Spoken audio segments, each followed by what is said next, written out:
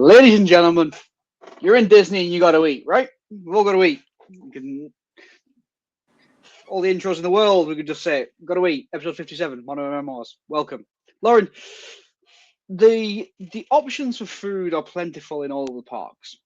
But what we're going to do today is we're going to go through Animal Kingdom through to Magic Kingdom, and we're going to talk about the best quick service meals in each park.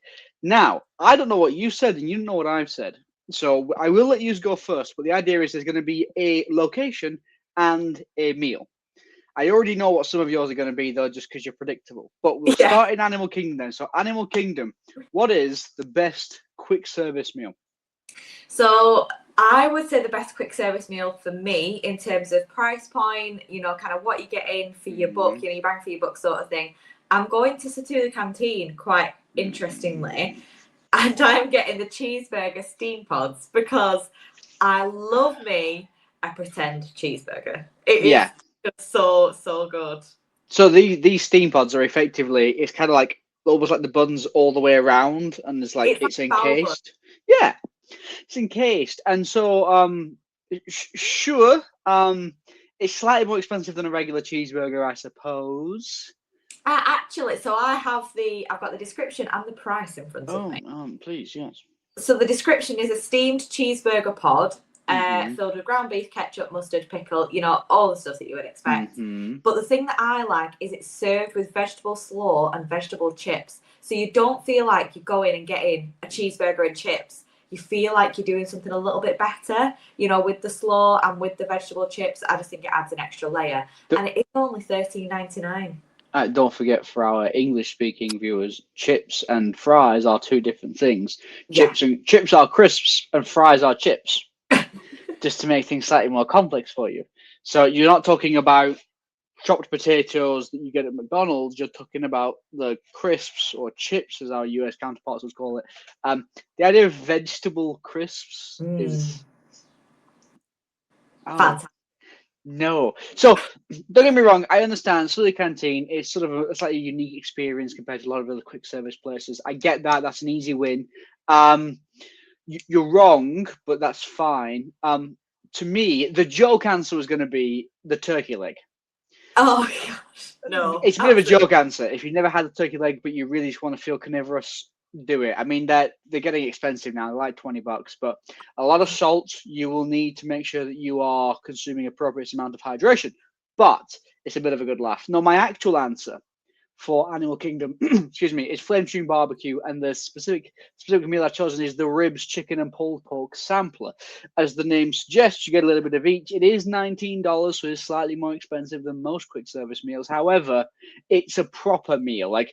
You will be absolutely full up from it. And so from my perspective, it's not anything particularly unique about Animal Kingdom and the food offerings that I have particularly chosen. I accept that, and flame tune barbecue is pretty standard. But I think it's a solid shout. And if I'm honest, as much as I did criticize your selection, I could probably stretch to doing it myself.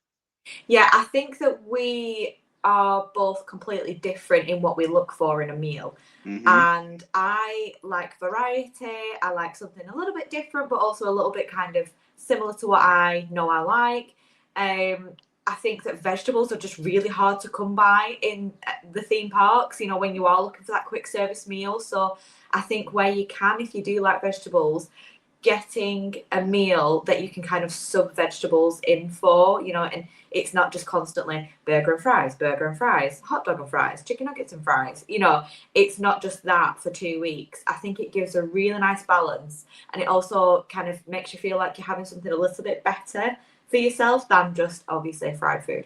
Now, look, I'm not going to comment about people's diet and what they should and shouldn't eat. However, with that said, I have no desire to be eating vegetables with my quick service meal. I just don't, but that's me. I don't think Animal Kingdom for me was that hard to select for. The next, however, that we move on to, Hollywood Studios, was much more difficult for me. But Lauren, we'll start with you. What is your preferred meal and location for quick service in Hollywood Studios? So before I mention the one that I have chosen, I wanted to just give a quick honourable mention. And it's because it's in Toy Story Land, it's Woody's Toy Box, and it's actually a kids' meal that is really good for adults. You get half a grilled cheese sandwich and tomato soup, and you kind of dip your grilled cheese sandwich in the tomato soup, and it is amazing. You know, if you are someone of a smaller appetite, or if you know you're going for a big meal in the evening, for me that is just perfect for like a lunchtime quick kind of grab and go. So I just wanted that as like an honourable mention. But my actual one is the Ronto wrap that you can get from stores. Yeah, it's a Dock Bay 7. And for those that don't know, a Ronto wrap is basically a sausage with some like tangy sauce and slaw in a pita bread, with some yucca fries and aioli sauce. It is only $15.99, so that is kind of normal for a quick service meal. Yep. I am led to believe the experience is quite cool when you are a Star Wars fan. Sure. I mean, also it depends which generation of Star Wars, but sure, why not? It's a bit different. I'll give you that for the Ronto wrap. Yeah, I mean, I don't really get it for the experience because I don't really know what I'm looking at. But for me, I just think it's a little bit different. It's nice, and yeah, it's filling. That's fair. Now look, I get it. I do. It's sort of the same thing that you've gone for in Animal Kingdom in terms of its novelty as a location. Yeah. So yeah, I get that. I don't have anything particularly wrong with it. I've gone for a very different sort of answer for Hollywood Studios. My answer is actually the ABC commissary. Now, that in itself doesn't sound very fun, but it's indoors, it's quite large, a lot of air conditioning, what have you. The reason why I'm picking it actually is if you are somebody who has got a variety of allergies or intolerances, it's probably the best place to eat in the entirety of Hollywood Studios, if not the entirety of Disney. Going through their menus, they've got a soy allergy friendly one, peanut allergy friendly, milk allergy friendly, fish and shellfish allergy friendly, egg allergy friendly, gluten and wheat allergy friendly. The purpose behind what I'm saying there is the amount of people that are able to eat there is expanded compared to most of the offerings. So even though I actually think Hollywood Studios is the weakest park for quick service dining, but what the ABC commissary does afford is for a family who's traveling with people or a party of people that have got particular eating requirements, that is probably your best shout of getting a quick service meal in the whole of Disney, I would say. Yeah, and I have heard that about ABC commissary. I mean, coming from kind of a family who are very lucky to not have any intolerances, dietary requirements, whatever, I have to say, I hold my hands up, that isn't one of the things that I look for on a menu, if I'm honest. I look for my preference for taste and texture, all that sort of stuff, and a bit of money. But I never, ever look for those allergy guides or anything like that. But I have heard that about ABC. Yeah. And I will say, we know that because I'm more thoughtful as a person than you are. So that's why I went down that route, you see. We'll move on. Although I think ABC commissary is fine in terms of it's pretty bog standard food, but I maintain my answer for the reason I did. Let's move through to the best park then in Walt Disney World. We're now moving through to EPCOT. There's a lot of options here, Lauren, and we're talking just quick service. So go ahead, give us the good news. There are a lot of options, and I feel like I'm going to get shot for my answer, but I just love it so much that I can't not get it every time I go. I even make a point. Yeah. Is it the China Pavilion by any chance? No, it's not. Oh! No. It's even worse. In Epcot? No, go on. The Regal Eagle Smokehouse. Oh, of course, the Regal Eagle Smokehouse. I'm obsessed with it. I can't even tell you how obsessed I am because I just love it.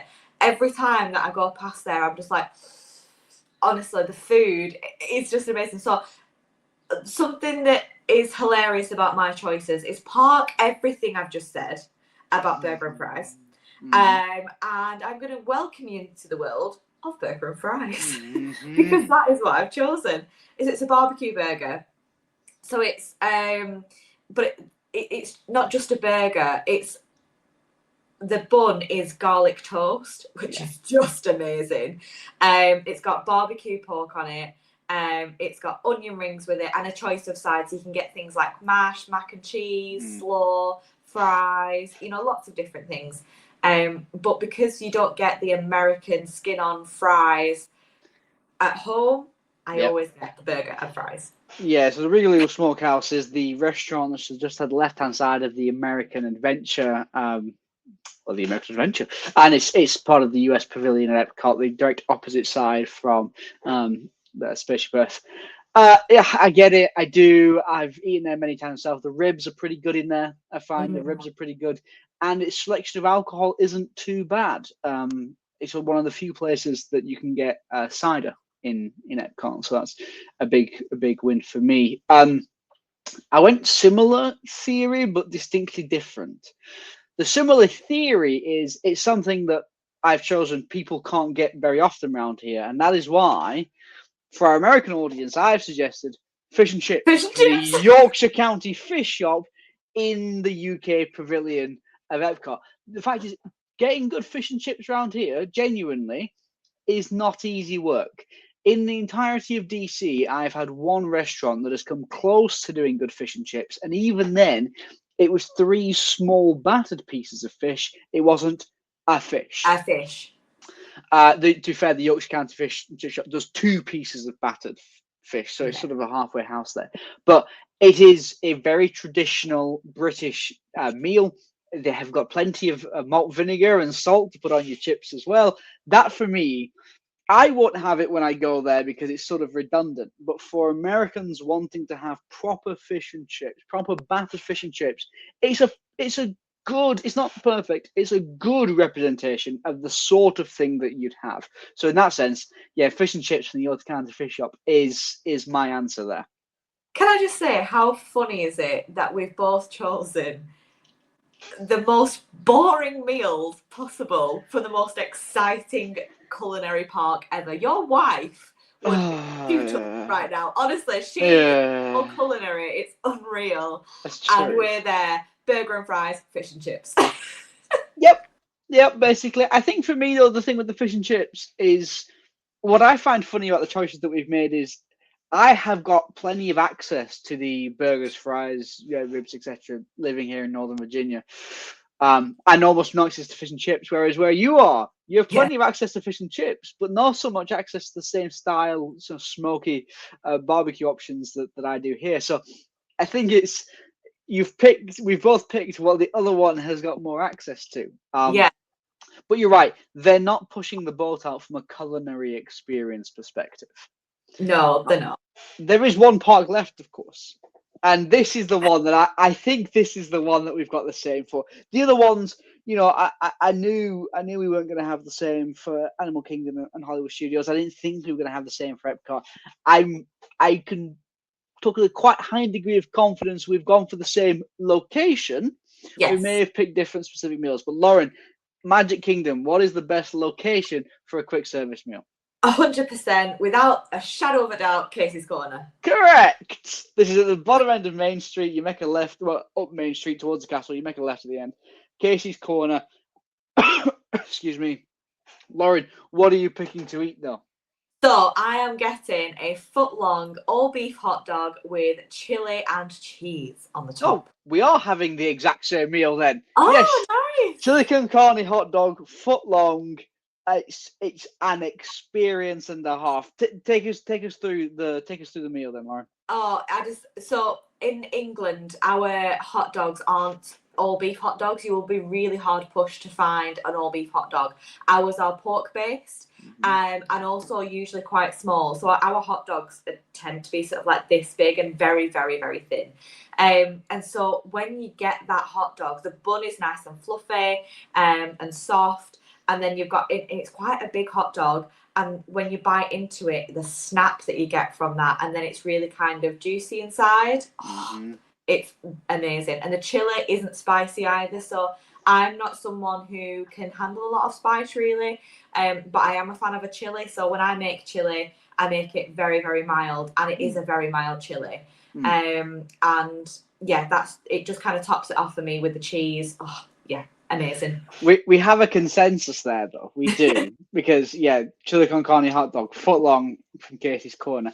I think that's a wonderful note on which to end. As we've alluded to, there's various different options you can get on the quick service side.